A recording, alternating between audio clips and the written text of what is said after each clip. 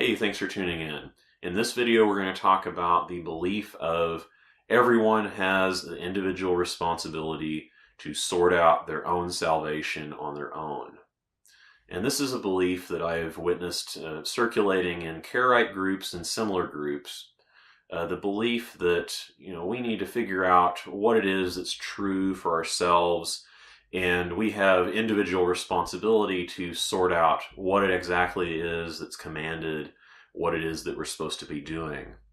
And it makes sense that this belief would pop up, and there are certainly some benefits to this belief that could be perceived. For example, a lot of people try to tell us and pressure us by saying that, well, clearly you're doing the wrong thing because what you're doing is not in line with the majority, for example. And so saying something like, well, everyone has their own responsibility to sort out their own salvation, that might be perceived as an effective retort that, we need to figure out what it is that's true and not just inherit beliefs from our forefathers and then just assume that because everyone else does it, it's the thing to do. And so it makes sense that we might use it in such a context. And also, sometimes there are people that they realize there's something else going on. They realize that maybe the Torah is the way, but they're afraid to really look into it themselves.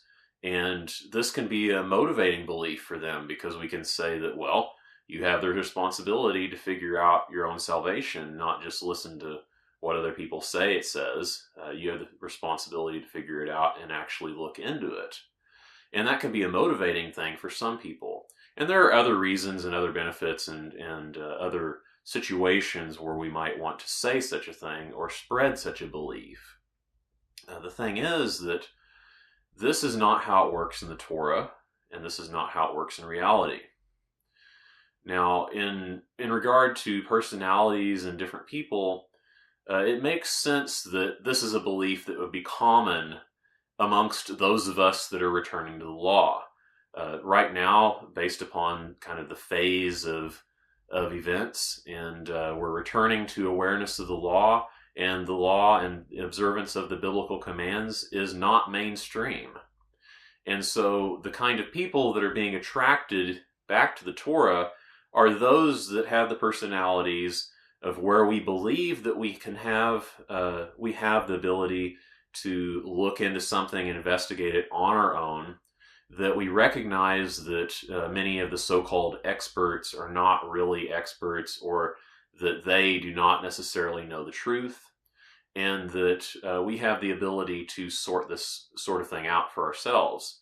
So it makes sense that because of the situation that we're in, because most of our fellow Israelites are still observing Christianity or Judaism or something else, it makes sense that for those of us that are returning to the biblical law and trying to figure that out, that we would have a personality conducive to this.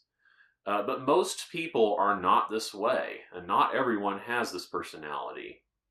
I do believe that for a short period of time, that people can kind of take it upon themselves and recognize, okay, I was a sheep being shepherded, and I need to sort out what really am I supposed to be doing? What direction should I really be going? Who should I be listening? Whom should I be listening to? And the natural response in most cases is figure out what it is that we're supposed to be doing and then find someone new to shepherd us.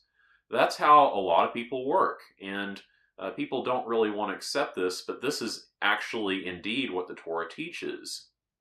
Moses was about to die, and Moses knew this was coming, and so he was concerned about the people of Israel, and he was saying that there needs to be a leader appointed, otherwise the people of Israel will be like sheep without a shepherd. And so Moses recognized that the people needed leaders, that needed a leader to guide the nation. People weren't just going out and doing whatever they wanted to on their own. They weren't just going out and doing what was right in their own eyes and just leave me alone while I do this. That's not how it worked, and that's not what Moses expected of the people. It's not what was commanded either. And instead, It also talks about how in Exodus 18, Moses' in-law, Jethro, he came and visited Moses and asked him, what in the world are you doing?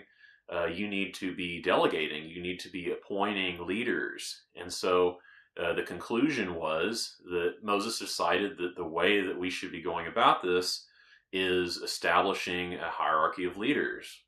And so he established leaders of thousands, leaders of hundreds, leaders of 50, and leaders of tens. And so we're talking about all the way down to the family and community level, all the way up to getting close to tribal and national level.